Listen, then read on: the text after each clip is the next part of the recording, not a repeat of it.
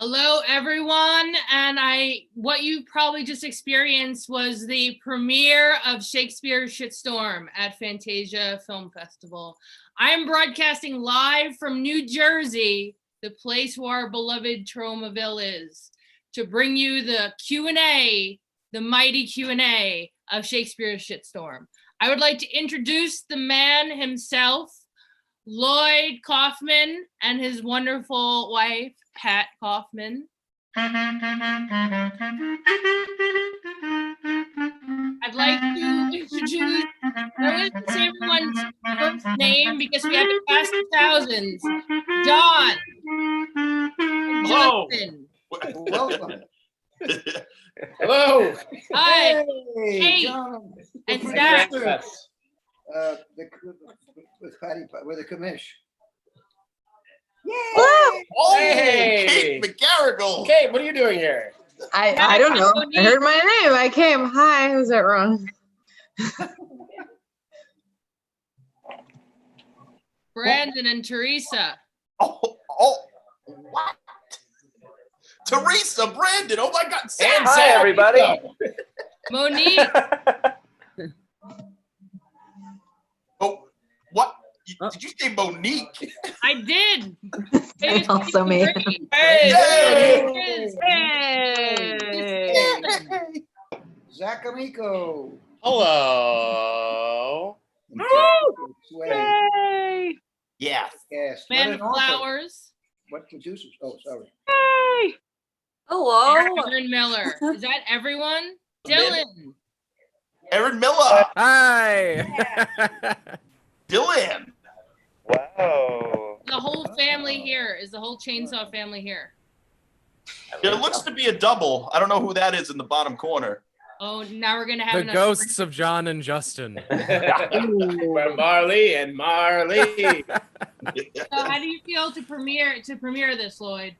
How do you feel? It's terrific. Thank you so much to Fantasia, to Mitch Davis, to Pierre Corbet, to Danielle, good friend Danielle, who just got married. We are family with the Fantasia, kind of like the Manson family. It looks like we have a special guest as well, Abraham Sparrow. Brennan Woo! Thanks for having me. Wow, that was a good film. made all this possible. So, Lloyd, the big question is, why return to Shakespeare again? And Hey, of all who's the that there? That looks like the Abe Tempest. Sparrow over there. It is. Abe Sparrow. Wow, Heather. Wow. Hello. Nice to see you. Love the movie. Yes. Yay. So, Lloyd, why Shakespeare and why this play?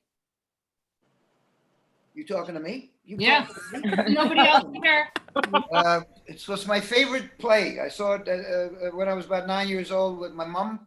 And in 8th grade, I learned the Scrabble speech. And then at Yale, we studied it. And I wanted to wait till I was old and sort of losing power and control, like Prospero, and do it now rather than when we did Romeo and Juliet, because I really wanted to get into the feeling that Prospero must have had when he was banished to the island.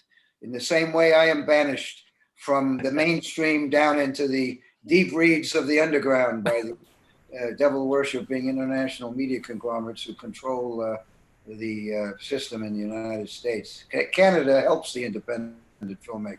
Here we have to do everything ourselves. The government only helps the giant companies with all sorts of tax shelters and ways to wiggle out. They don't do anything for the independents.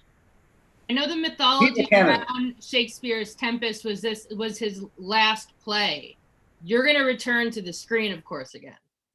No, it's going to be my last play, last movie, but I don't know yet. But I'll tell you, we don't know that it was the last play, right, Commissioner? Wasn't there? No, I don't think she was saying the Tempest was the last play. She was.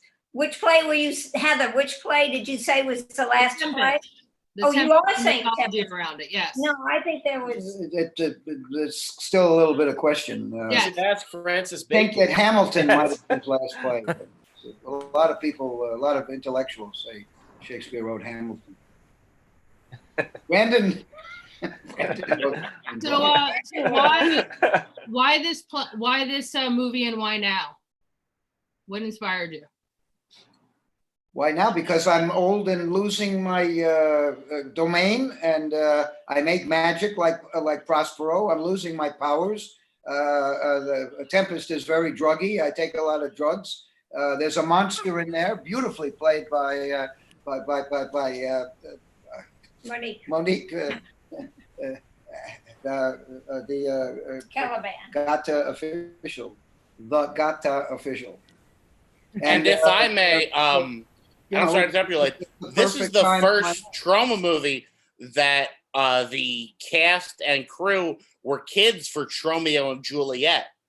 And that to me is the most influential trauma movie. So for this to be the spiritual sequel to Romeo and Juliet, this is all people that saw Romeo and Juliet when we were 18.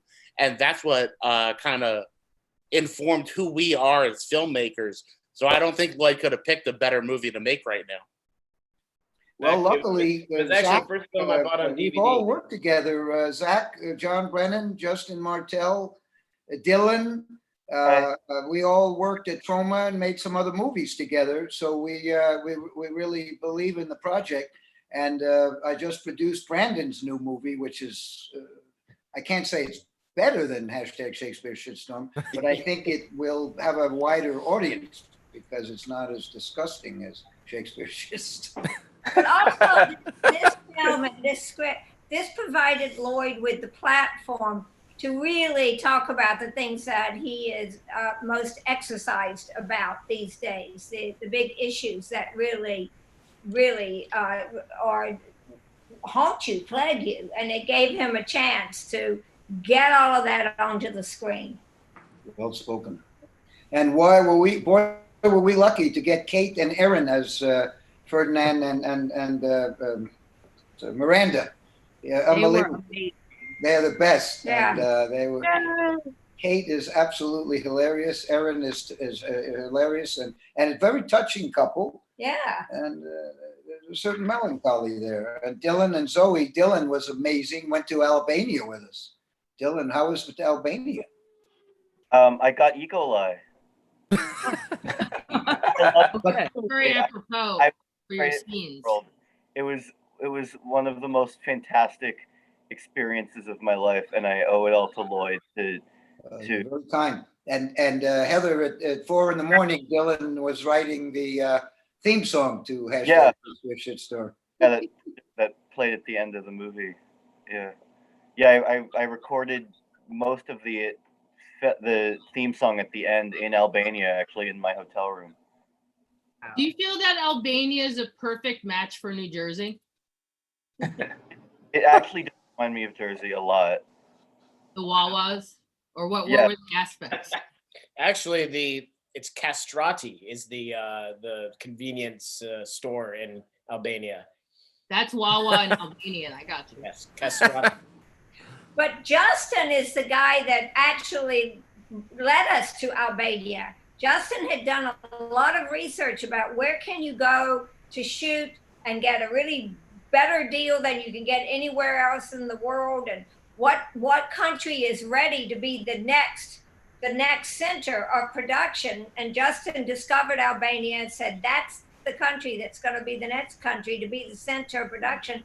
And he persuaded them to take a chance on us if we would take a chance on them. And it worked out beautifully. We were the first American movie to film in Albania. Yeah, right. So, #Shakespeare Shitstorm was the first American film to use Albania as the location for a storyline not set in Albania. Because, of course, there had been maybe a few American movies that had a storyline set there. But we were the first in that sense. And then since then, we've actually done a few more projects. Actually, the remake of Castle Freak, which we did with Fangoria, we shot in Albania. And that was because they had been impressed with the work that had been done on Shakespeare Shitstorm there.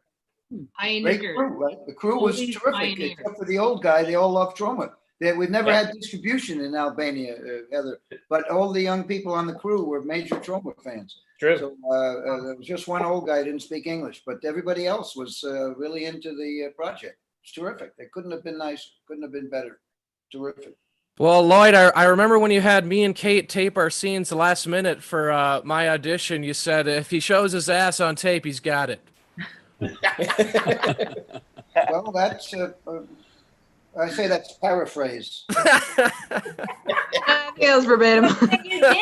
When you did that audition, we were literally getting on a plane. Yeah. Yeah, that's right. We The went next away. morning, we were getting on a plane to Albania. So, and thank God the audition that you and, well, we already cast Kate. We knew Right. that she was fabulous and we were going to be great with her. And then you came in and Well, Kate said, you know, my boyfriend has a pretty good sense of humor. And he's got a great ass. So yeah. he was indeed.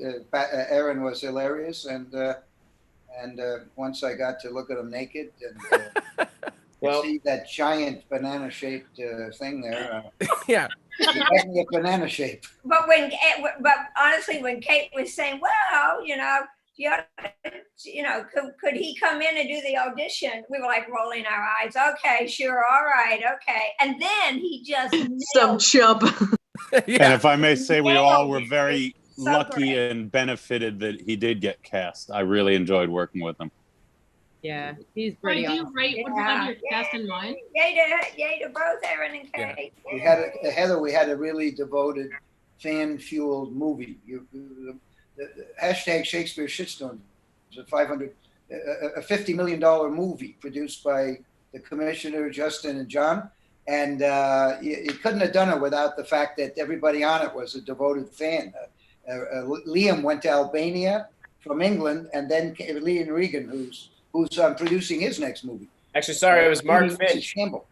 Right. What's that? It was actually Mark Finch who came. Yeah, not Liam. Oh, didn't Liam come Mark. to Albania? No. It was Oh, Mark. Finch. It was actually Mark from England, Oh and no, Bjarni. Captain Bjarni from Bjarni. Iceland, and Corrado from Italy. Punchline out. You said it's a $500 million, $50 million $50 million movie, but then you didn't. The follow-up, the next line being made for less than 500,000. Yes. Sorry about that. And luckily for us, producing team, incredible cast and crew who came from all over the world to make art they believed in, Heather. Make art they have an experience where they could experiment. And the DP came from Los Angeles. The first cameraman came from Denmark. People came from England, France, Canada, California. The set was Iceland. yeah, Iceland. Iceland, wow. It was a real labor of love, and I don't think you get that in the mainstream. What would be an interesting question is for each of you guys, your sort of like family, what does trauma mean to you? Like, who would want to start and sort of talk about that? Wow. Well, trauma means everything to me. Lloyd, if it wasn't for Lloyd, first of all, I wouldn't even have a semblance of a career. I've always loved trauma.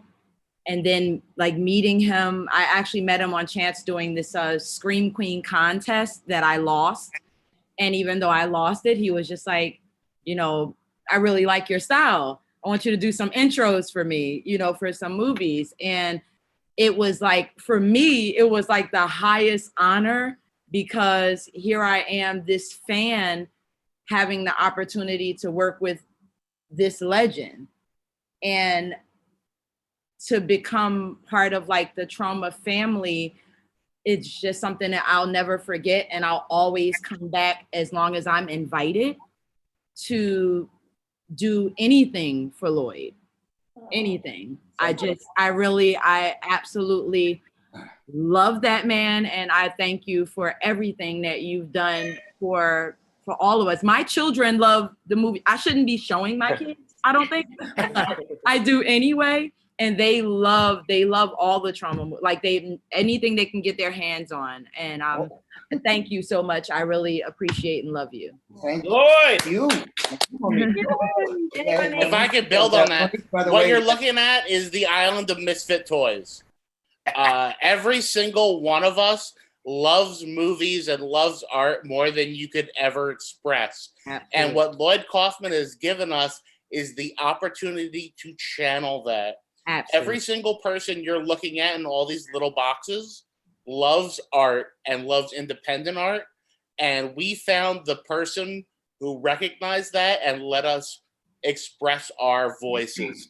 And there is no other person in the world who is as great as he is at channeling the love and expression of truly independent cinema, and that's Lloyd Kaufman.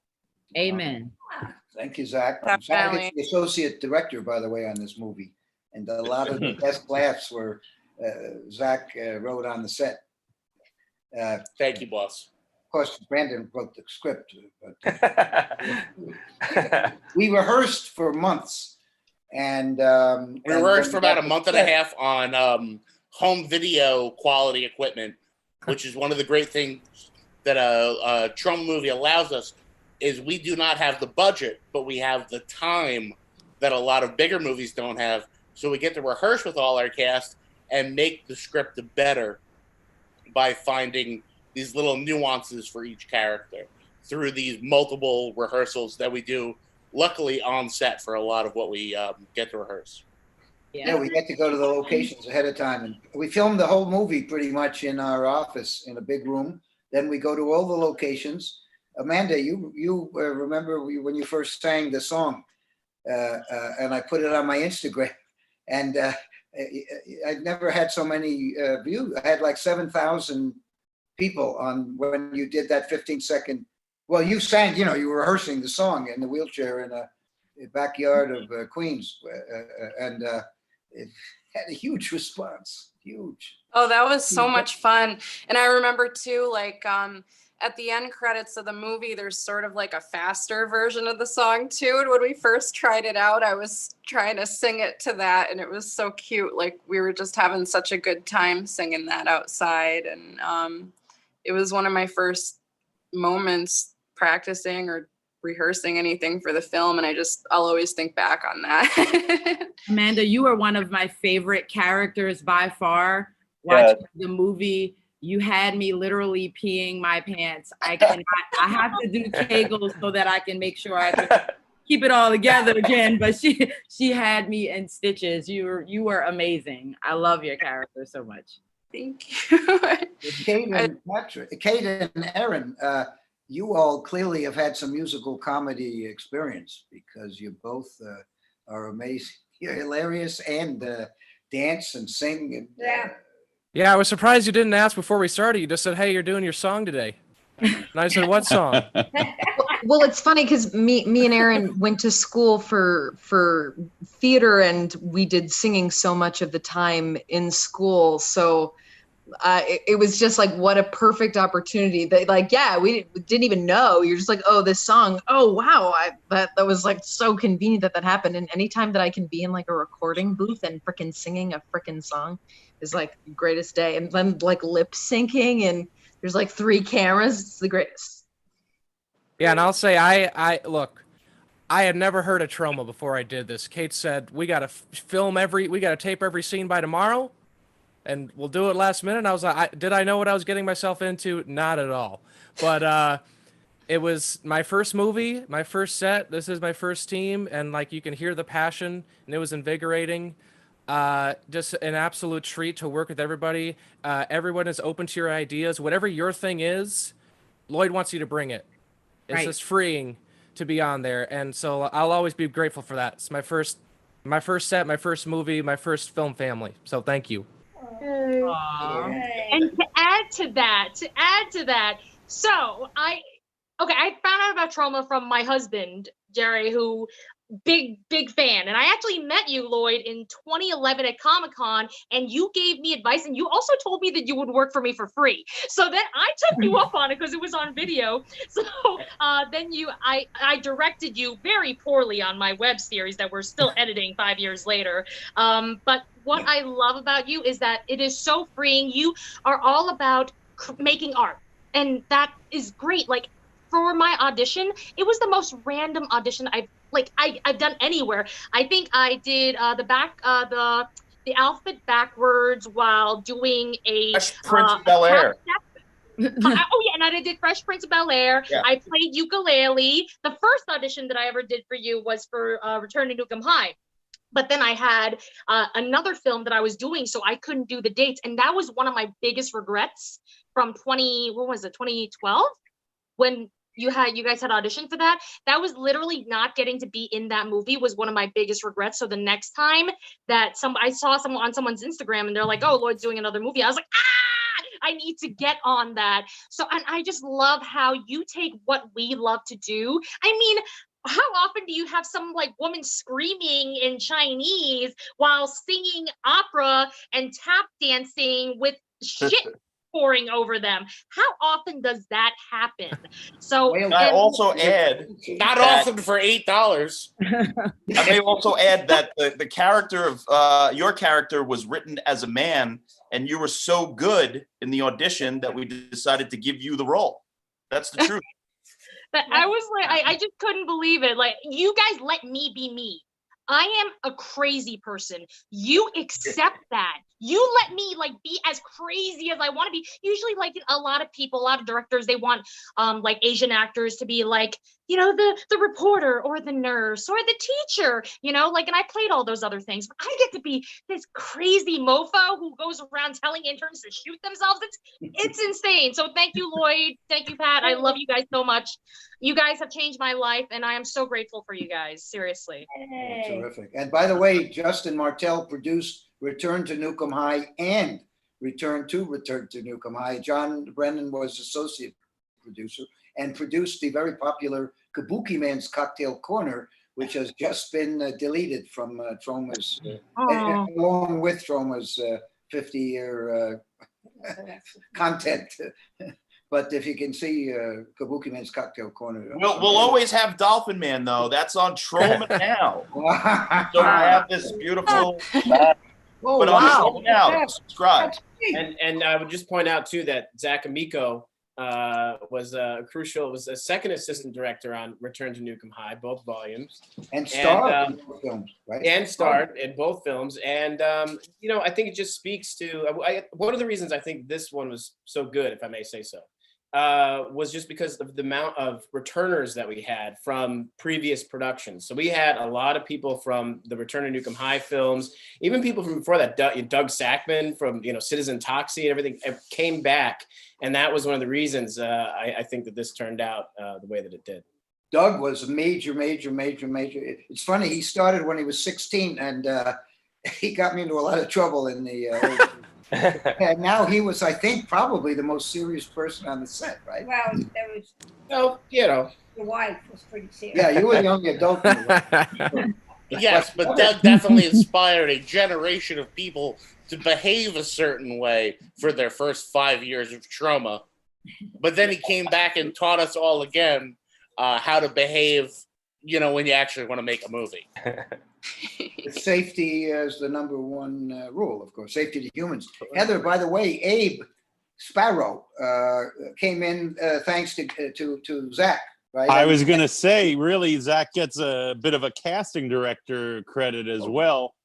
I had worked with Zach a number of times back to when he was at school, and then some indies after that, and I got lucky that Zach recommended me. Well, what happened was the part of Big Al, unfortunately, couldn't do the dates anymore. I think we had a 2-day turnaround until that part had to be on set. Yeah. And I had worked with Abraham on a ton of projects in college, and then a few after that. And I actually had tried to get him in Return to Newcomb High. Yes, which much like you, Teresa, I have sadness and regret from not ending up on that one in Buffalo. Sorry to interrupt, Zach. No, and then when it came down to it, we had 2 days, and I had a buddy that I knew could knock it out of the park. And I actually think he changed the tone of the movie, because I think most people would have played it a little scummier and a little like almost Italian. And that just shows how I feel about Italian people. And he chose to do it in this almost, and Abraham, I'm not in any way critiquing you, the same way I look at Sideshow Bob elevating the rest of the Simpsons, like the way Kelsey Grammer brought gravitas. That character is built on a Bostonian friend I know who worked in the Ziegfeld years. His father was Lloyd Gould, and he knew Al Jolson, and he was old school theater. Thank you for making it sound like I know what I'm talking about. Zach sent me the script in the morning. I had I threw it onto video on YouTube, and by the afternoon I was talking to Lloyd through a FaceTime. It's very exciting and very independent film. I think that it just got thrown together in a beautiful way. Yeah, kind of my favorite part about that day is we had Abraham do the video audition, and we were rehearsing scenes for another part of the movie, and John Brennan said, "Hey, there's a bar about a block away from the production house. Let's go sit and we'll call Abraham, have a beer and have a burger." And John and I are sitting there. We call Abraham. We start talking business, like how many days it's going to be. We've got Lloyd and Pat on another phone, figuring it all out. And I turn to John and I go, "John, are we on a date?" And he looks at me and goes, "No, why?" And I go, "Well, John, I'm looking around this bar, and it seems like it's all other gentlemen having meetings with gentlemen." He goes, "Yeah, it's a real nice bar." And I go, "John, there's rainbows hung up over every part of this bar." He goes, "Yeah." And I went, "John, have you ever seen a woman at this bar?" He goes, "Dude, I was here on Wednesday. Nothing but women out the door." I was like, "John, do you think maybe that was a specific night at this bar?" So just to let you know, the entire casting of this film was done when John Brennan was sitting at a gay bar getting hit on by every bartender, and he had no clue. What can I do, you know? There's a lot of guys sitting here at this bar. It just goes to show you that I don't see any. It doesn't matter to me. Everybody's equal in my eyes. John told him all his name was Charlie. Also, lovely bar. They had real fucking the best. We kept going there the whole time. Zach, that's a hell of an impression. I've known there is. I think I've been there myself when I'm wearing women's clothes. Brandon, how did you feel about the way your script went up on the screen? Because there were a few changes. Oh, I mean, I hated every change and was cringing and yelling at why they changed that. No. Only like a couple of times. No, I was thrilled with that. I was super happy. This biggest project I've been involved with. First time. It's a low budget movie, but it's $1 billion budget compared to what I normally work with. So it was great. I've been a fan of Lloyd or of you, so I'm speaking to you, Lloyd, since I was a little kid, getting my parents to rent me Toxic Avenger every third time we go to the video store. So yeah, it was a dream come true, and I was happy to do it. I'm happy with how it turned out. Yeah, I got no complaints. I mean, other than the couple that I'm not gonna tell you. But. I sent you What was the process of writing it and outlining sorry, go on. I'm sorry, what was that, Heather? What was the process of sort of putting it together and outlining it? Because it seems that there might be sort of like a trauma process that each film script casting goes through since Toxic Avenger. I mean, was this different? Also, you're looking at Shakespeare's text and putting it into this insanity. Well, one thing, Lloyd was adamant that it had to be pretty faithful to the play. In fact, it's really faithful to the play. And we started out basically outlining. Lloyd met with Gabe Friedman, who was a writer on Poultrygeist and Return to Nukem High Volume 2. And they sort of fleshed out the story based on Shakespeare's play. And then we were on a search for a writer, and Brandon Bassham had distributed 2 movies through Troma, Feartown USA and The Slashing, and they were really funny. And I said, maybe let's try this guy to write the screenplay. So we met with Brandon, and Lloyd and Pat and Brandon all hit it off. And we sort of just started brainstorming. We would have like every month or so meet at Lloyd's house, read the latest draft, go over it, add jokes, add character moments, all that sort of stuff. So it was really a long process to write the script, and it's a tribute to Lloyd that he was very, very adamant that it be faithful.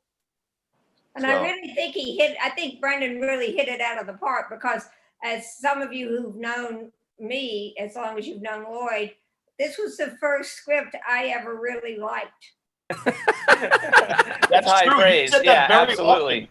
It's the first time I've heard that. And I want to say also, in terms Brandon, of, I sent you today, Brandon, suggested next project, the possible next project.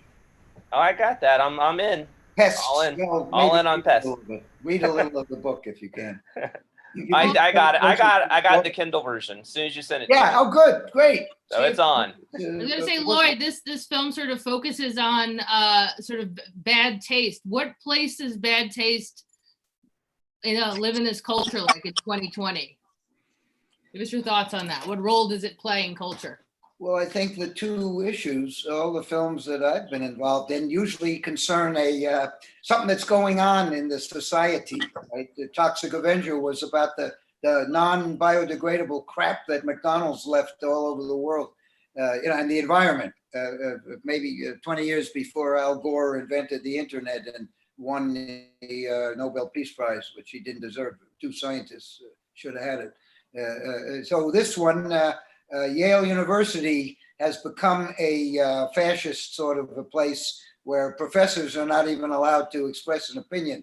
The snowflakes mob them and figuratively lynch them.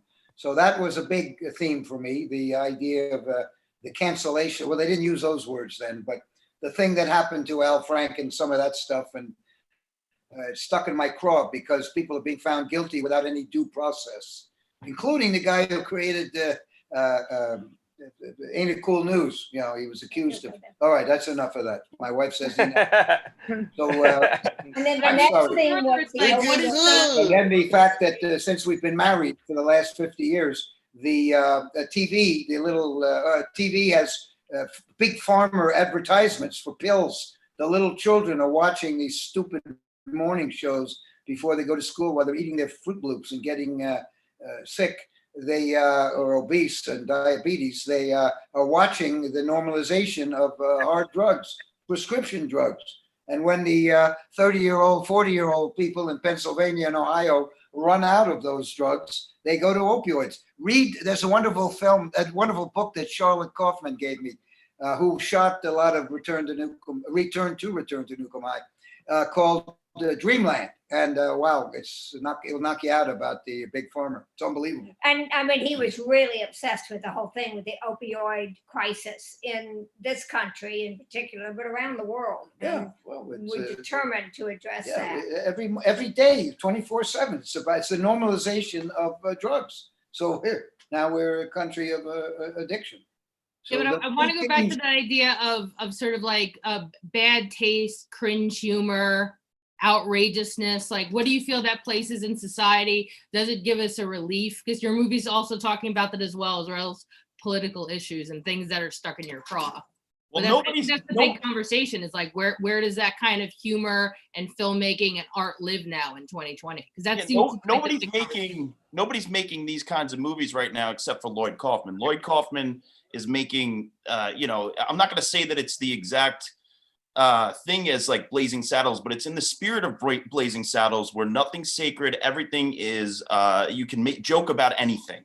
Okay, so Lloyd is trying to poke fun at everybody's an equal opportunity offender, right? So all the jokes, essentially, there's no single person that we're singling out. Everybody gets it. Okay, everybody is a target. So, and I think Lloyd did it beautifully with this project, where it wasn't skewed to one side. And if I may add to that, like, there's probably no easier version of comedy right now, and I'm very, very biased about this because I make a living in comedy, than looking at Trump and doing the orange man bad, orange man racist and bad. And Lloyd is ballsy enough to turn on his own side and make jokes about that. So there is nothing ballsier and funnier than making fun of yourself while relying on your own values, which I think this movie is doing 110%.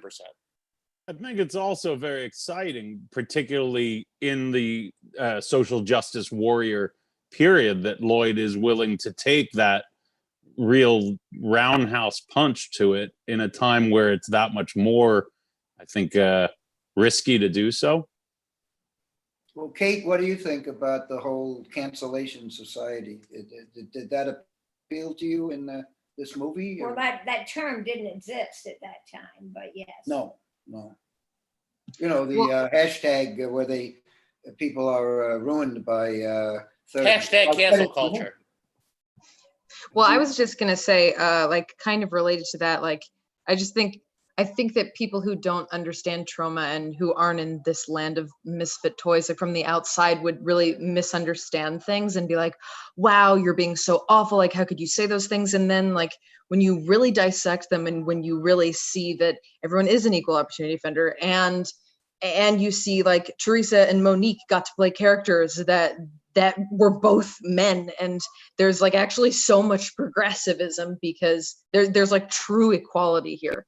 And I think that's like such a rare thing, and I think it's incredible. Well, I think another thing that it's just a matter of keeping it, trying to have a nuanced opinion and reminding people of the importance of having a nuanced opinion. And I think that the Twitterati doesn't appreciate one a lot of times. And I think that's what Lloyd was exploring here. Well, I think that, Dylan gets one of the best scenes in it when he's dying because he's gained perspective. Yeah. Kind of sums all that up. And by the way, great death scene, Dylan. Thank you so much. I also just wanted to say, sorry to veer slightly off topic, but trauma, I grew up watching trauma movies when I was a really little kid, and I didn't have a lot of friends when I was little, if you can tell. And they were a great comfort to me. And I think, I knew from a young age I wanted to make films. I wanted to be involved in film. And, Lloyd's movies really opened up my perception of what art could be and what film constitutes. And, Lloyd's kind of the king of rule breaking. And it certainly really had a profound influence on me. So when I actually got hired to work there full time when I was 17. That felt like a dream come true. And then I never thought that a few years down the line, I would actually be, co-starring in a feature film directed by Lloyd. I mean, there was a time when I was 16 and I first met him, 15 or 16, I met him at Comic-Con, and just getting to talk to him was like such a privilege to me. I literally went to Comic-Con just to meet Lloyd. Like, I didn't go to any of the other booths. I think I was borderline stalking him there. So, I think there was this moment where I was just on the boat in Albania and we hadn't yet filmed the first take. I was like around the bend about to come out. They were about to say take one. And I just looked at the boat. I looked at Lloyd, like from a distance. He didn't see me. And I was just like, holy shit, like this is like real. Like this isn't like I'm having real. And, to truly, be part of Lloyd's legacy to me is a really great honor. And it is truly the child in me's dream come true. And I thank you all for that. Thank you, Dylan. And by the way, Dylan has sort of the Trauma School of Filmmaking. Dylan has made about 8 feature-length movies. I've been in. I was in the one you made when you were 16 years old, or however that was. We used the wheelchair that Ariel used years later. That one? I thought it was a tricked out one from Return to Nukem High. Yeah.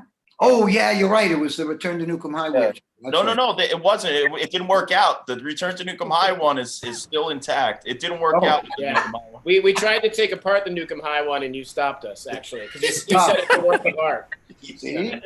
But we did use it in my second feature film that I made when I was in high school, and Lloyd agreed to be in it for free. And then what I did was I not just from the Lloyd School of Filmmaking, but I also learned from the Ed Wood School of Filmmaking, is that so that I wouldn't have to get Lloyd to come to my location in Brooklyn, I found out my neighbor had a similar hair to Lloyd, and I put Lloyd in a suit jacket that I brought the suit jacket home, had my neighbor at the second location, and just shot him from behind with the other actors. Oh, pretty awesome. Brilliant. No, I never knew that. Wow. Well, thank you, Dylan. And, Bathtub. One of Dylan's recent movies is called Bathtub. It's terrific. Very experimental and lovely. And I have a pretty good cameo in that with a lot of CGI. Thank you. Thank you. Long It's sort of a trauma school of filmmaking, Heather. There's a lot of people who work for us, like Eli Roth and James Gunn, and in fact, you mentioned offending people. Trey Parker and Matt Stone started with us, and they've done a pretty good job of being even-handed and satirizing. It's satire. It's what you call satire. It's not meant to offend people. In my opinion, it's satire. And everything we've done in that movie is based on reality. There is something called a fecal bloom that whales do. They get together in a tribe and they all shit. And apparently it's extremely important. If you read National Geographic, you'll find the article. Gabe Friedman, who worked for us for 10 years, his father came up with the article from National Geographic about the fecal blooms. So it's everything in that movie. We exaggerate, obviously, but it's more satirical. I don't think we really mean to offend people. I think people get more shit offended. made out of? Is one of What the do you say? What was the shit made out of? Shit. Yeah. Geltman, is that true? Yeah, it was actually different in Tapioca Albania. starch. Yeah. Tapioca starch was the base for the American version. I don't know what was Albania. Well, in Albania, it was because they don't have as much regularly available supplies and ingredients. So actually, they would just buy these big tubs of chocolate frosting, like these big industrial-sized tubs of chocolate frosting, and then mix in corn and whatever else. And it was actually really funny because they just make totally different types of films there. So that they make these beautiful European art films. And I remember telling them to put the corn in the shit, and they said, "But Justin, don't you understand where is the whale getting the corn?" And I said, "It's stylized. It doesn't matter." Lloyd was obsessed with the shit having corn in They it. went along with it, right? They were fans. They agreed. Yeah. Yeah. But then they got it, obviously. But yeah. This shit felt so nice when they put it on, especially like Doug Sackman would go around smearing shit on us, and it felt like a spa treatment. But when you have the shit dry and get sticky on your skin, you just want it off as soon as possible because it really hardens. But when you first get it put on, it's like warm and it's like ooey and gooey and smells like chocolate. And then like the scene where we're outside of Prospero's retreat when they were Caliban was hosing us down, it was like, oh, best moment ever because it felt so good just to be like hosed. It's like, yes, please hose me now. That was a relief. Oh my The God. medical term for that is Stockholm syndrome. That the American shit was a lot more pleasant than the Albanian shit. Racist. And I think there were a few Snickers in there. Oh, go on, Abraham. Oh, because the content of the shit is deeply important to me. There was, I think, some Snickers in there, and I think the actual turds were some of it from a rubber mold. They had a mold, and they would cast them. No, Baby Ruth, miniature Baby Ruth candy bars, I think, no? I think there was a take, Abe, where you ate one at one point, actually. Yes. Someone else spits one out, I know. Oh, yeah. That was very enjoyable. All of these things will be revealed in the upcoming behind-the-scenes documentary, Brown is the Warmest Color, which actually Bjarni, who was the captain of the film, is busy editing. Is that really the name? Yes. That's the name. Yes. Please tell me that's happening. Awesome. Terrific. Why is New Jersey so central to your artistic vision? Good question. I'm big on the underdog. Toxic Avenger was a measly little underdog before he became the Toxic Avenger. The town of Tromaville is the underdog in New Jersey. New Jersey's the underdog, living in the shadow of the arrogant New York. So Tromaville is a little American town of which we make a fond satire of like Preston Sturges in The Miracle of Morgan's Creek. He fondly satirizes the small town, and he has mugs. He has these character actors who are marvelous. He does not have fecal blooms or urination or any of that stuff. But Preston Sturges was a major guy, a good satirist. And the Trey Parker and Matt Stone, they are smart enough to have done it in cartoon form. So it's not as controversial, I think, in the cartoon form as it is in the live action, right, Justin? What do you say? I agree. I think that's the difference. I think you actually are very fond of New Jersey and Tromaville. Of course, yeah, it's, because you love underdogs in general. Yeah, every film they've all been. The lesbian lovers in Return to Nukem High and Return to Nukem High, they were disdained by the school and the student. They were underdogs. Every movie we've done, Terra Firma is all about. You guys showed it. Mitch Davis, the best curator in the world, has shown a bunch of our movies, and they all have underdogs in them, including Romeo and Juliet. Well, I am broadcasting live from the Jers, so. Yay! That's right. She's in New Jersey. Where in New Jersey are you? In Jersey, in Jersey City. I was recently watching Return to Nukem High on streaming, and I go like, what is this derelict area that they're shooting in? And then I look in the credits, it's like, that's old Jersey City. Well, also, the Toxic Avenger, Tromaville was all New Jersey, was all Jersey City.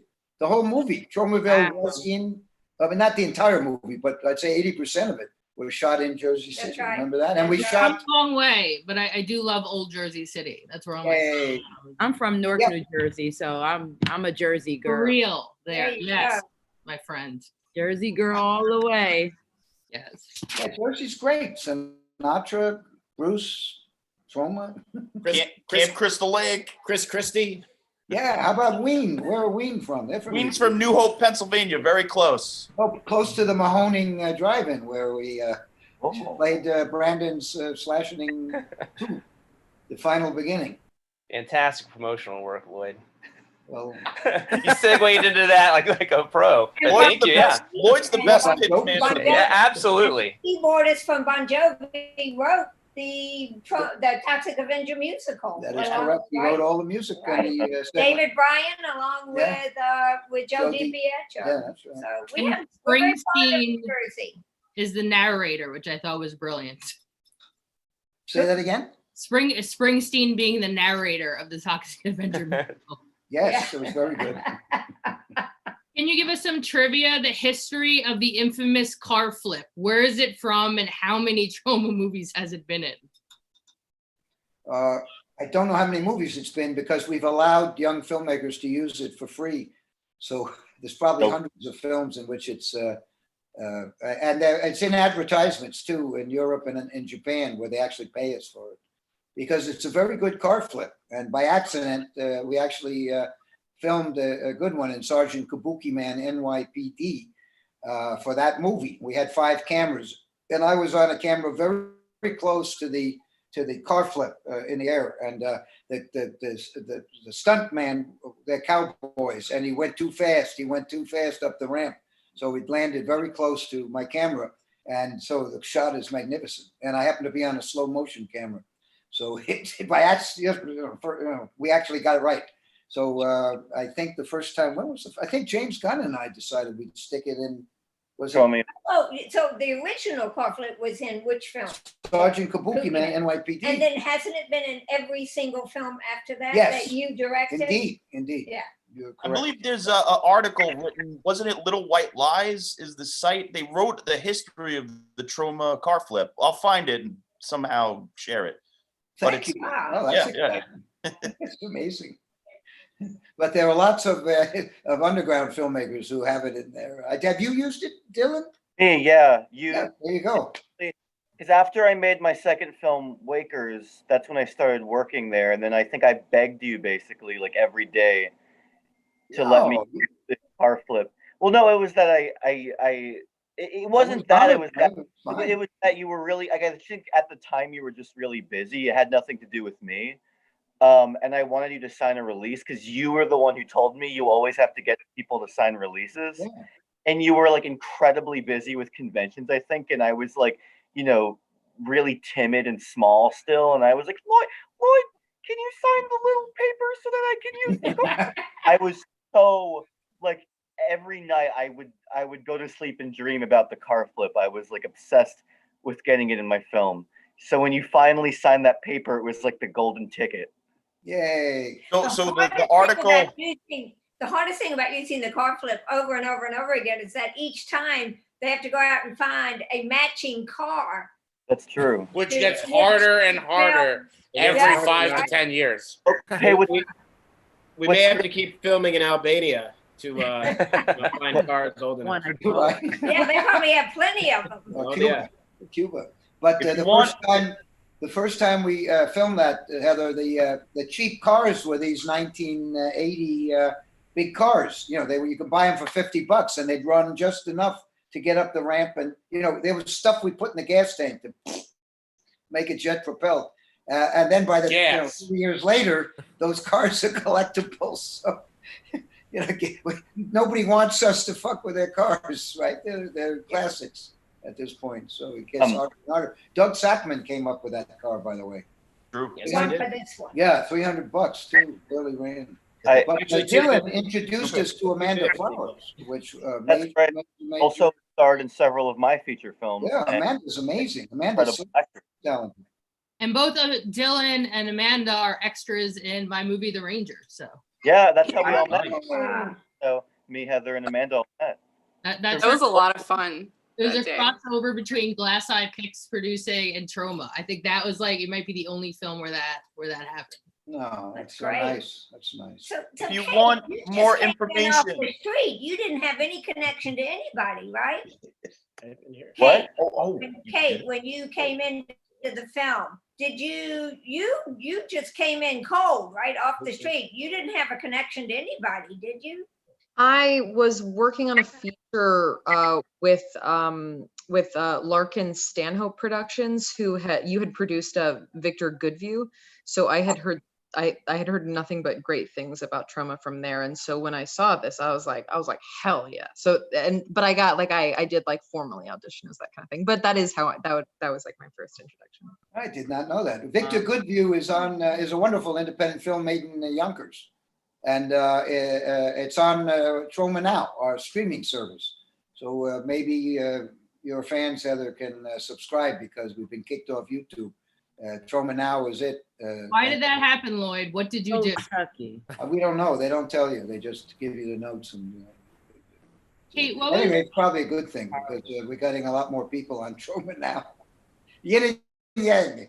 I majored in Chinese studies and the yin and yang, right? Bad we got kicked off YouTube, but the Troma Now population has increased. It's very nice. Watch.troma.com. And big news, it looks like we're moments away from a really good app that will take it off of YouTube, off of Roku, and be able to get it on Xbox. And right now it's only Troma in our pockets on our iPhones. Yes, it could be a week.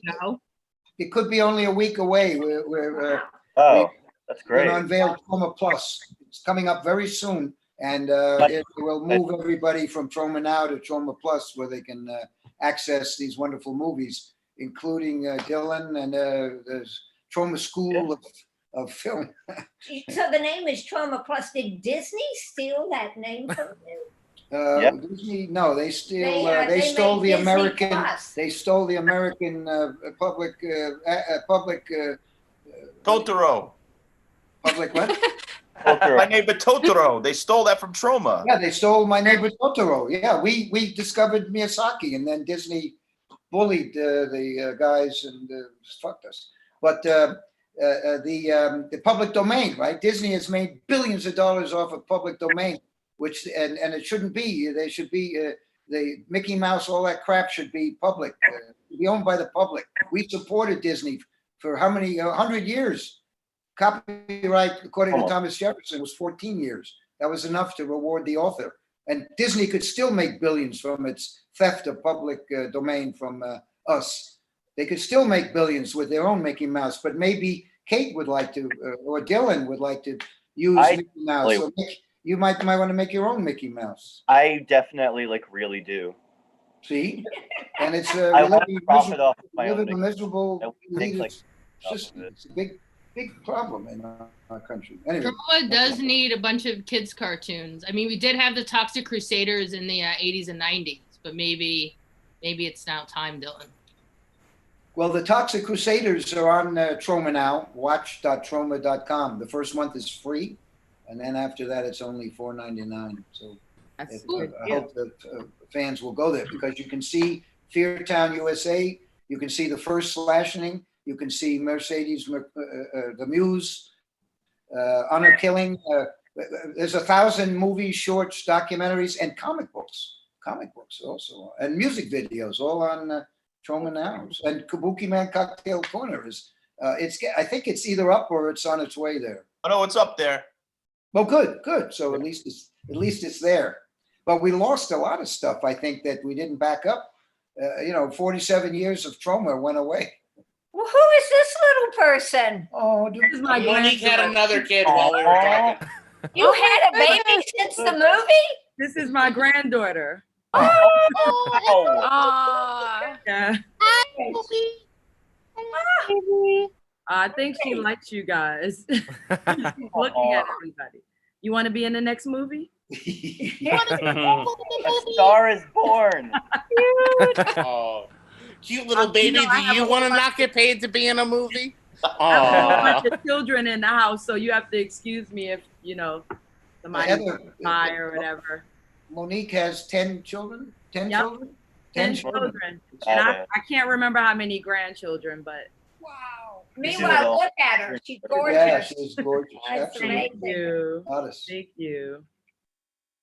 Oh, this is so awesome. Jack Amico, you're very beautiful too, but I've told you that in private. We established that earlier.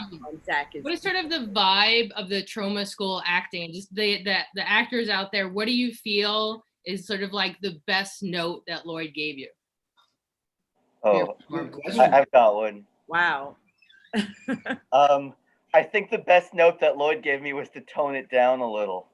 Everyone else, I think, I was so spastic. I think that everyone else was afraid to tell me to shut my trap sometimes because, like, I was flailing my arms. I think a few people were afraid that my flailing arms would get too close to them and dislocate a shoulder. But Lloyd, he stood up to me when I because if no one stops me, I will keep going up and up and up each take until I'm just like shrieking at the top of my lungs. So Lloyd actually went up to me, in his Antoinette Duke costume, and said to me, very firmly, "Dylan, you tone it down," and he tamed the beast. Wow. Wow. That's what a director is supposed to do. Yeah. Not the exact opposite. You told me to kick it up. Like, when I first worked with you and I was trying to be so professional and like read from the script, you literally took the paper and was like, forget about this, just call me, cocksucking rat bastard, this, that. Like, I was like, okay. Like, I was scared to call you names, but you were telling me to call you names. You were just like, kick it up, and that was the best note for me because I took myself so seriously. You taught me how to, let go of all of that, to just sometimes just have fun. You know what I'm saying? And that was one of the best notes that you gave me because I took it and ran with it. And a lot of my other film projects that I've done where people are like, that was awesome. And I'm like, that was your note.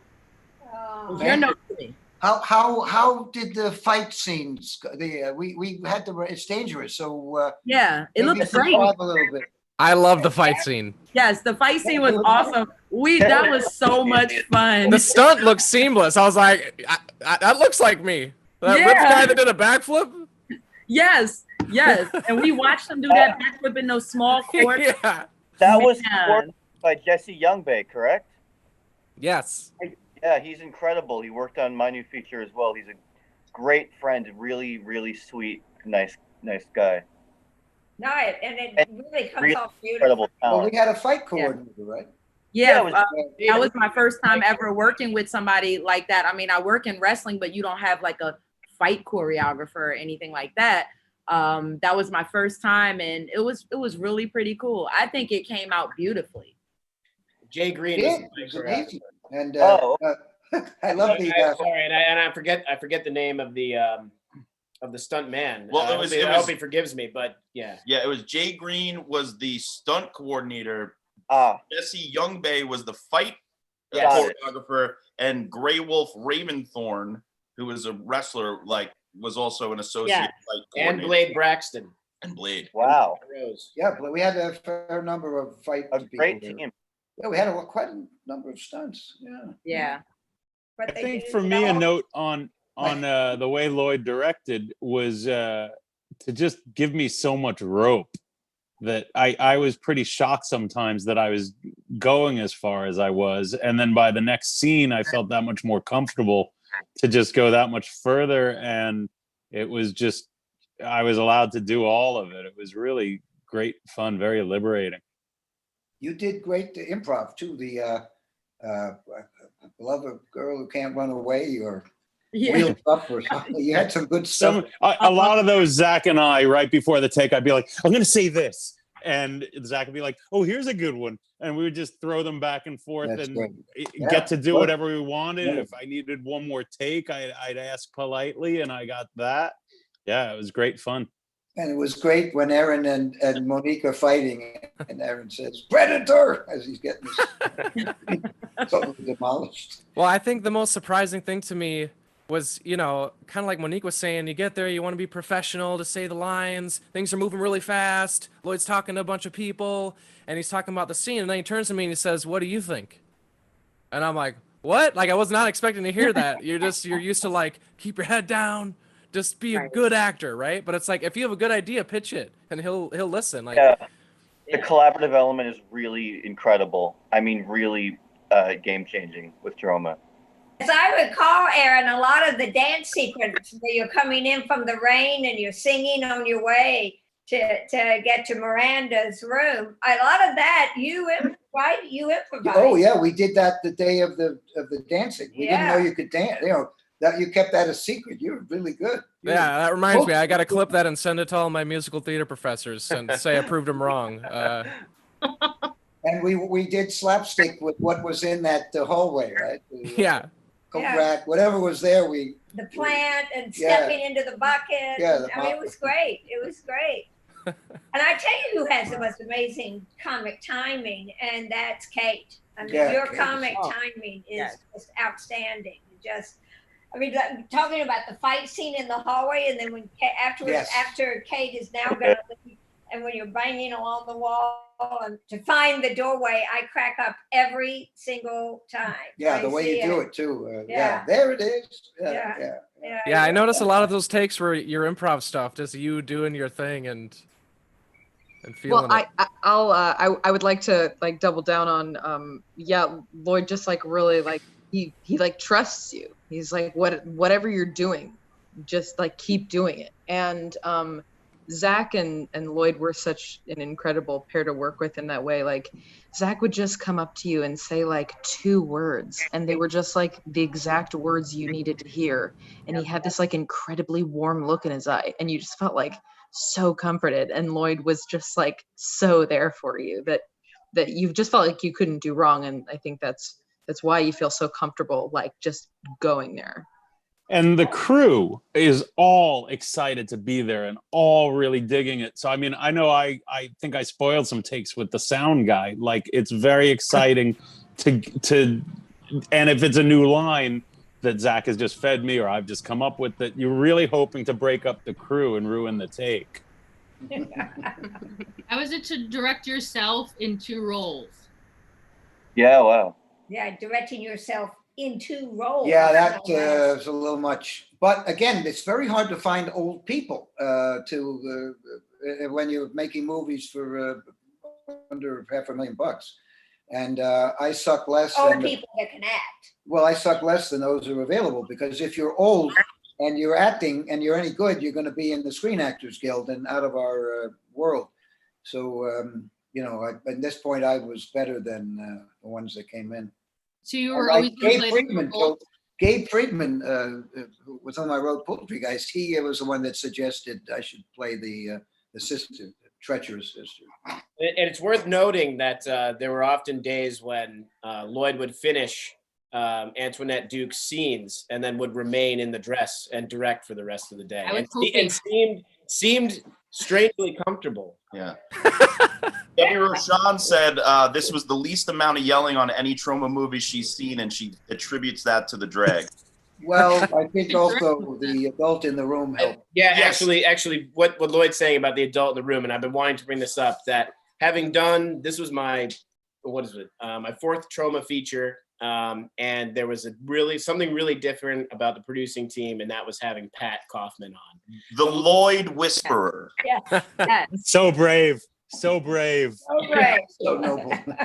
Well, the thing we should remember is that when we offered the part to people, we had to give them something to read. And everybody loved the script. Everybody. Yeah. In fact, we had a table reading like 6 months before we even rehearsed, I think, right? Or maybe during pre-production. Somehow and everybody just had the best time, and they loved the script. February, I think 2018.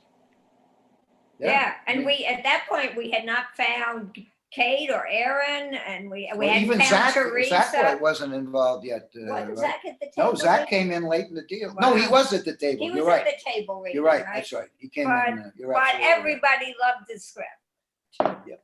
including me. I second part of Trini, I said, this is the role I was born to play. Yeah. Well, you did a great job with Zoe Geltman. Yeah, Zoe's incredible. Zoe was such a great, like, Abbott and Costello. Yeah, you two played off of each other brilliantly. Yeah. I feel like, I guess there wasn't really exactly a straight man in either of us. Also, neither of us would want to be called straight men. I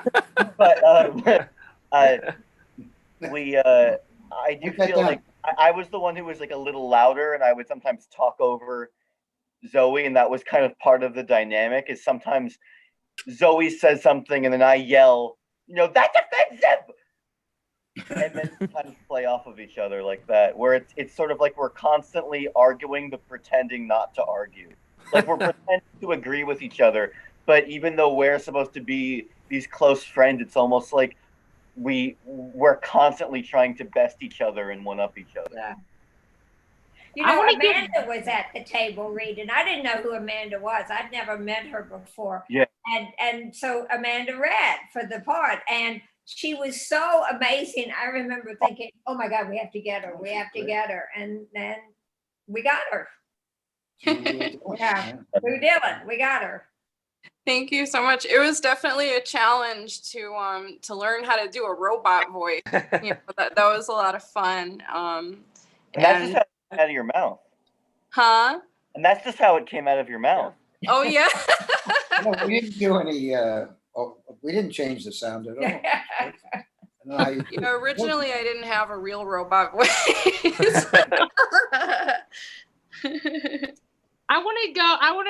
You guys were talking about Zach before. I just wanted to give a shout out to Zach. Okay, so I was in callbacks, many callbacks for Nukem High. And I remember hearing one of Zach's callbacks and being like, oh my God, he's going to be a star. He's going to be a freaking trauma legend. I knew it. And I was so happy that he gave me like a little bit in Return to Nukem High, the sequel, the little black and white bit. So thank you, Zach. But I just knew, like, when we were in callbacks, I was like, man, that guy he is going to be so famous. I just knew it. I just had, when someone gives you that feeling, I had that feeling that Zach was going to be a star. That's just how low the bar has been set. Well, every member of this cast, Abe, Erin, Kate, Dylan, Amanda, Teresa, everybody, totally Monique. Brave, courageous. You read that script and you have to be very trusting and brave and not worry about what are people going to say? What's my mother going to say? What are my friends going to say? Absolutely. Right. Most of the people want to keep you down. They get jealous if you get famous. Right. They get jealous. So you got to listen to your own heart. That's what you all did. And I think we made something really great. And unfortunately, we're totally independent. So it's hard to get attention. But Fangoria and my Fantasia, in my opinion, as I think I said it, best curating of any genre festival in the world. Well, James Gunn and I went there in 1995 and were astounded. Every film, even though there was some we didn't necessarily care for, but they all were of interest. They all had something to say, and they all were from the heart and soul and brain of the filmmaker, and that's very unusual, especially more than ever with the festivals. You know, so. A question to sort of wrap this up in sort of the soul of what everyone's talking about is that if you could sort of define the Troma style and the spirit of the filmmaking, because it is its own genre, and things are said to be like Troma, it's intimidating. It's there's people trying to create in that style, but what are the imitators? What are they getting wrong? What don't they understand? I mean, one theme just seems to be family. Well, they're getting it right. Deathpool, they talk about Troma all the time. You know, the whole idea of breaking the fourth wall. We used to do that in the 70s, and we were pissed on. And now it's everybody's doing it. I'm not saying they got it from us, but the Deadpool people, the James Gunn, you can't fail to see Troma in that Guardians of the Galaxy. He talks about it. South Park put me in their film. They talk about Troma all the. In fact, the first season of South Park clearly came out of Troma. Yeah. Stuff they saw from Troma, and Cannibal the Musical, their wonderful film. Where we helped them make it. They came to us unfinished, and nobody would touch it because the mainstream doesn't get it. And we told them to go to all the big time. We loved it. My wife and I watched it, and we're laughing our heads off. It was just a rough cut, and we told Trey and Matt, we were their first stop on the train. We said, go to the big guys, try to get a lot of money. But we don't have any money. And they did, and nobody got it. And now when I have meetings, every one of these fucking suits, they say, oh, I love Cannibal the Musical. I really wanted us to take it to, where I was working. I tried to get, bullshit. It's an industry of cowards. So, God bless all of everyone who was involved in this movie because. It took a chance on all of us. Yes, absolutely. To quote some hack who wrote some plays, to thine own self be true. Right and on. what you're looking at is a ton of people who were true to themselves and found each other. And that is what Lloyd Kaufman has allowed for the last 40 years of filmmaking. Absolutely. Amen. We should end with that. And thank you, Fantasia. Thank you, Fangoria, too. And thank you, by the way, Joe Bob Briggs. These guys are producing Joe Bob Briggs's last drive-in. And it's wonderful. Shudder's showing the wonderful films that don't normally get seen, and one or two Troma movies, which was pretty damn good for us. Including Bloodsucking Freak, which John did a hit record for that episode with Chris Jericho. Yeah, that's right. And I don't know, Lloyd on the show showing Troma's War, I think, is one of our most popular episodes. People loved it. It was great. Good. And I think Pat really saved that episode, but yeah, you're absolutely right about that. But we owe a debt of gratitude to Troma. Honestly, going to be editing volunteer at Troma changed my life, and yes. We are with all these great friends and this great these opportunities that would have never come to us without going to Troma. So thank you, Lloyd, and thank you, Michael Hers, and thank you, the Troma system. Thank you. There's also some key dedications during the credit rolls as well. People who passed away, unfortunately. Who were all dear friends of Lloyd. My stepmother too. Yes, your stepmother. Stan Lee, Lemmy, my stepmother. John Avildsen. Terry Jones. Lemmy, I think we dedicated the previous movie. Okay, but Terry Jones, John Avildsen, stepmother, my stepmother, and Stan Lee. Yeah. I also, my close friend of Amanda, Lloyd, Alan Merrill,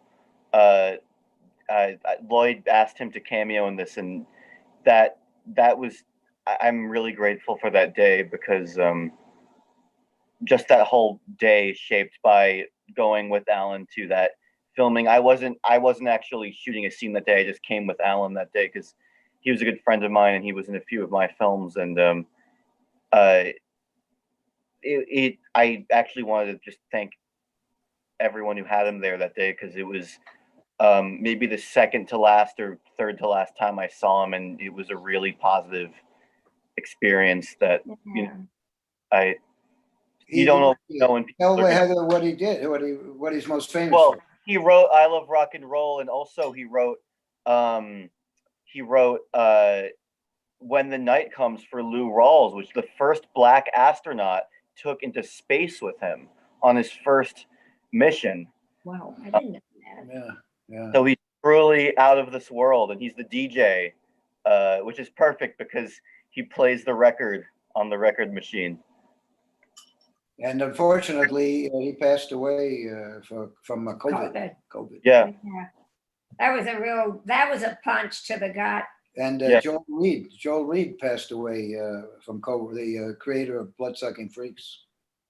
Got a very nice review in a nice obituary in the New York Times. That's probably the only time if they deal with independent filmmakers is if they die of COVID. There hasn't been a word in any New York Times about Troma for 30 years. Not one word, other than that bad review. So, well, it was really great to have Thank the good Lord for Fantasia. Yeah, it was great to have Alan. It was great to have Alan there. Yeah, what a great guy, lovely guy. And we did a couple of scenes for you together up on the roof of the building. Together, you had 2 shoot days together, and I actually have this really, really great cherished footage of you two joking around, and Lloyd, you actually insisted on doing this bit that at the time, you know, I was distracted, but now I play that video of you guys screwing around. You had like one of the prop corpses from, I think, Return to Nukem High, and you were pretending it was me. Ironically, it's you and Alan mourning my death. Oh Jesus! But you're goofing around. It's funny, and I think Alan puts his coat over you, and you're going oh. Like, oh yes, right. I remember that. Right. Right when trying to get me to keep walking straight off the building.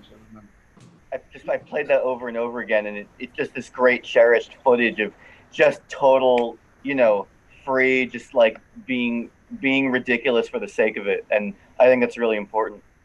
Well, that's kind of what it's about. Is to try Absolutely. To, you know, I think it goes by very fast. I'm 75 years old, and you know, do what you want to. You know, it's interesting. James Gunn says, "Do what you're good at."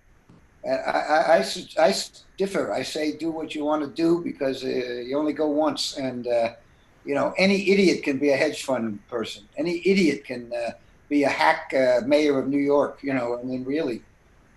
You should do what you want to do, and the arts are a wonderful area. We just have to try to keep them a bit freer than they are now. We have free speech right now as long as we don't say anything. We've got to stop that and allow people, as Justin said, there has to be more nuance in our world, in the world of art too. How did you know you wanted to work in this style? This particular style? Yes, your style of filmmaking as an auteur. Chaplin, Keaton, Stan Brakhage, Sam Fuller, Lenny Riefenstahl. And remember, I got into film when I was at Yale in the 60s. So the people that I got hit by were the French Cinematheque people who wrote the Cahiers du Cinéma and created the auteur theory of movie making, which tells you to, the film must, if it's going to be art, it has to come from the mind and soul and heart of the people making the film. I've never said a film by Lloyd Kaufman because we're the Troma team. I've never done that. I don't think I deserve that. But I do admire the real auteur, major Fritz Lang and Rossellini and Mizoguchi. I've written about them. I've written 7 books, and I'm a serious filmmaker. In Terra Firma, which you all showed, I tried to portray kind of what the independent artist has to go through if he believes in what he's doing. Sorry, if they believe in what they're doing. And you got to think about all that stuff. And again, I'm a bitter old, drunken, drugged up man, but I've been very lucky. I mean, just the people I've got to work with, the joy of that film. And it was not easy. I mean, really. And I had to force these 2 guys. They weren't even going to. I had to force them to take money. They didn't want. Brennan, I had to push them to take. I kept saying, "When am I going to pay you?" And same with Justin. And I mean, they didn't get much, but they didn't. They were willing to do the whole thing for nothing. That's pretty amazing. It was a matter of honor. They gets that kind of. The payment was being able to watch you work. Sure. Nice guy, John. And what did you learn, John, by watching Lloyd? Well, it's all about this movie I was able to see from the dawn of the inception of the idea to the very, very end. And I gotta say, this is more invaluable than any film school or any sort of thing else that I've ever done in the creative arts. Was watching Lloyd develop from starting with the themes to then choosing Shakespeare to all this is just it's informed my work to the point where I always think, what would Lloyd do? It's true. And I just, it's all about being an original, and it's all about trying to do things that would entertain. Lloyd wants to entertain people, and that's it. Don't be boring.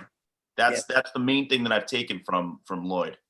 James Gunn gave me a little cameo in his new movie, Suicide Squad. And he made the speech, same thing. He says when he's making a movie, he's channeling me, even though it's $200 million. He wants to be a responsible producer. He wants to have a fluidity and a love of the art, and he's done it with gigantic budgets. I mean, it's a miracle. Also, cutting that, like there's a lot of times where people want to throw money at problems, and there's a musical number where Erin is in a hallway, and that morning people wanted to go and spend $500 on fabric to cover the walls. And I thought, what would Lloyd do? So I said, let's move the wardrobe into the hallway. Let's take the garbage pails. Let's take all the mops that we made a pretty good looking set based on things that we just had around. And it was all because I said, what would Lloyd do in this situation? And I think it turned out pretty good. Lloyd walked in and he goes, looks great. He also sent the art department a mass text that said the day of reckoning has come. But I don't want to give the impression. Lloyd wouldn't do that. I don't want to give the impression that we're saying anything bad about the art department and production designer is now Yuki is your art director on. Yuki Nakamura was the production designer, and now he works on the last. And he's on the show too. It's terrific. But we also had Pat Klauman as the art director, who also, of course, worked on the Return to Nukem High films. And it's Pat and Kelly too. And Kelly Pope. It's just out there, everybody out there listening who may be an aspiring filmmaker, try to find solutions that aren't money. Try to find a creative solution around things, and you could really get creative and make something more interesting, probably. And what I love about the casting notices is that they want to know. Like, I remember every Trauma casting notice was, what makes you different? Like, what do you do? Do you juggle? Do you eat fire? Do you tap dance while singing in Cantonese? Like, whatever it is. And that is like, Lloyd has this amazing talent in finding different things and working with it to make a project. And it was from all the talents, everything that everybody does that's so unique and special. And instead of like going out and looking for a specific thing, it's like, well, what do you do?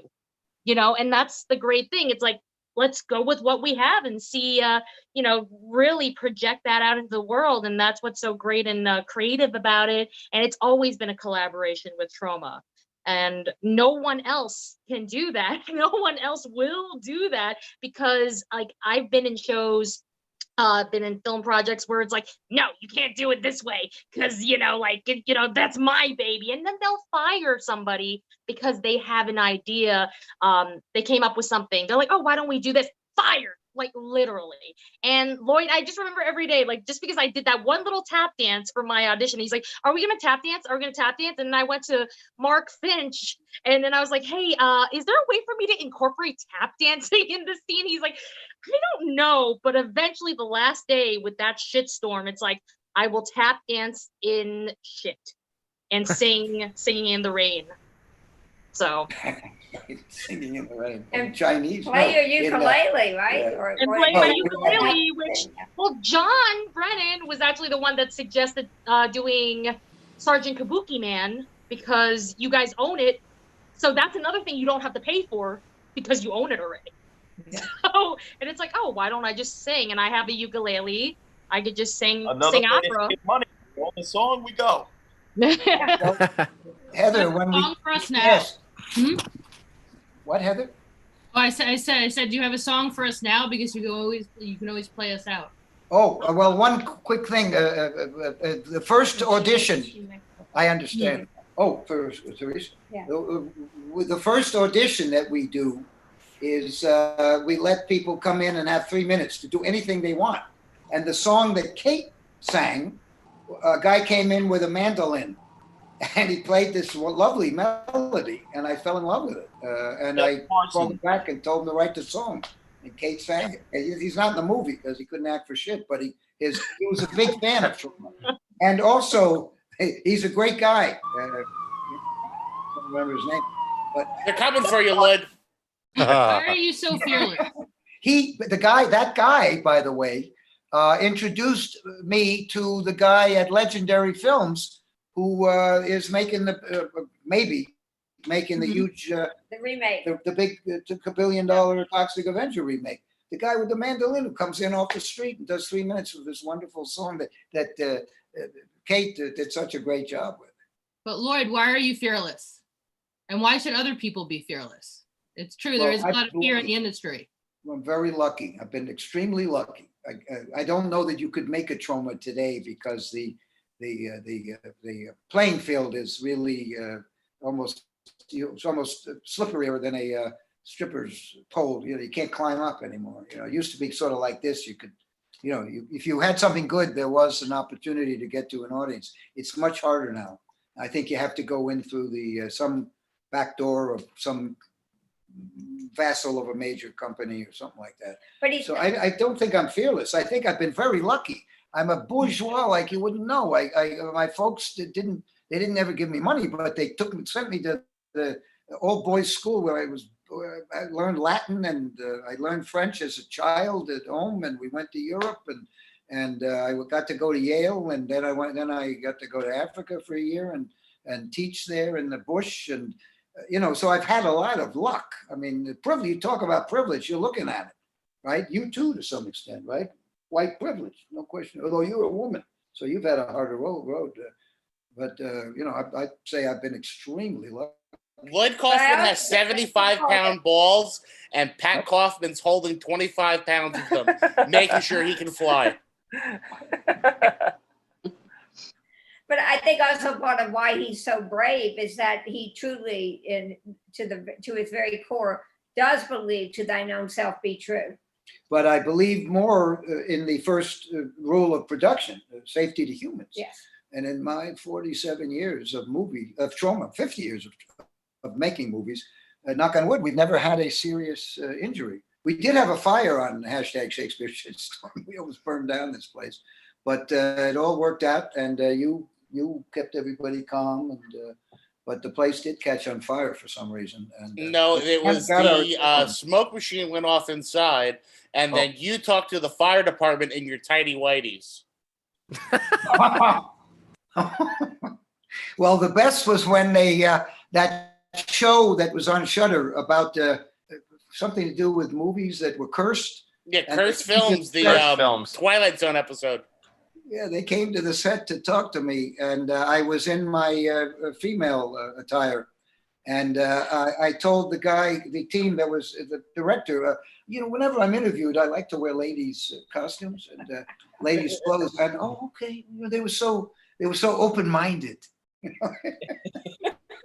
But I will say, so when the fire trucks to this day come, Lloyd goes, turn the camera around, get a shot of the fire trucks. It's great production value. Well, it's truth. You have to do a lot of that. We got free fire trucks. Turn the fucking cameras around. Read my books. We talk about it in Make Your Own Damn Movie, Direct Your Own Damn Movie, Produce Your Own Damn Movie. But anyway, you talked about music, Heather. I don't want to...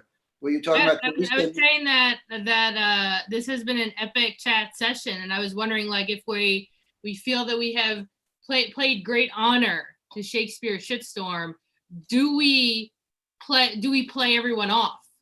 Do we have our flute? Do we have our ukulele? Do we have our singers to end this? Well, Teresa, you should. I can only play. This is all. I haven't played this since third grade.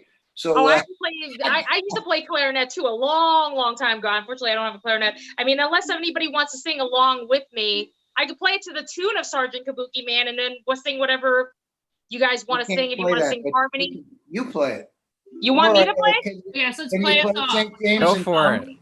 I can I'm just gonna play sing St. like James. really. It's Sergeant. Wait, Sergeant Kabuki Man NYPD. It's your destiny. Sing everybody along with me. Heroes, whatever the words are. By the way, that is Un Belle D from Madame Butterfly, you see? Yes. And these And I fucking sang critics, opera they for haven't you for even the seen, very they don't first even know audition I what ever Madame did. Butterfly is, most of the critics.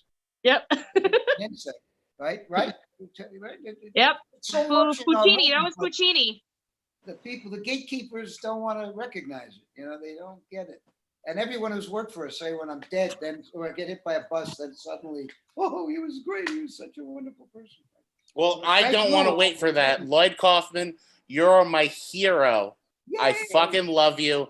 And thank you for letting me live my dream, not once, but twice, and letting me be on a set with you and be in one of your movies. Thank you so much. Hell yeah. Thank you, Lloyd. Thank you, Lloyd. Thank you, Lloyd. Thank you. Fantasia, Heather, thank you so much. And thank you so much. Thank you, Fantasia. Heather. Thank you. Thank you, Heather. Hope Yes. to see your Once the movie. plague's over, we can all hang out in Jersey. Yes, please, let's do that. Have big reunions and gatherings and yeah. And we'd love to see your films. Sure. All right, guys. Thank you very much. Thank you, Awesome. Thank you. Thank you. Thank you, Fantasia. Bye, everybody. Bye, everyone. Thank you, See fans. ya. Tell everyone if you liked it.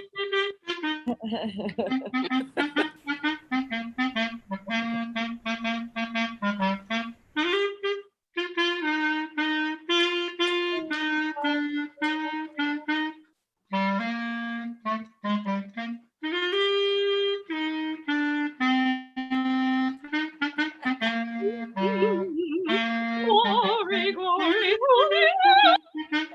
History is marching on. Thank you all. And what's the baby's name?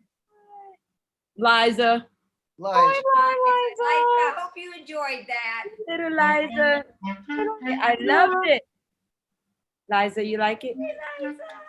Aww. Oh, I get it. Come on, you gonna dance with me?